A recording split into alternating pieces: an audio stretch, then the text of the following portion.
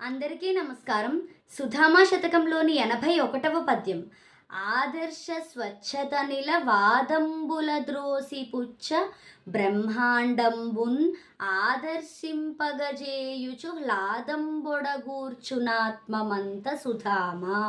ఆదర్శ స్వచ్ఛతన్ అద్దము వంటి మానసిక స్వచ్ఛతతో ఇలన్ ఈ మాయా సంసారమునందు వాదంబులన్ త్రోసిపుచ్చన్ అంతన్ వాదోపవాదములను నివారించిన వెనువెంటనే ఆత్మ పరమాత్మతత్వము తన బ్రహ్మ అండమున్ విశ్వమంతను ఆదర్శింపగన్ చేయుచున్ కనిపింపచేయుచు అనగా తన విశ్వరూపమును చూపుచు హ్లాదంబు ఒడగూర్చున్ మహానందభరితునిగా చేయును.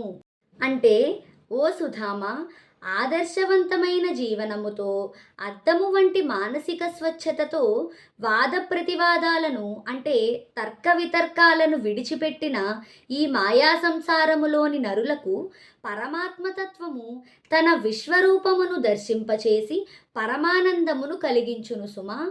ఇది ఈ పద్యం యొక్క భావం.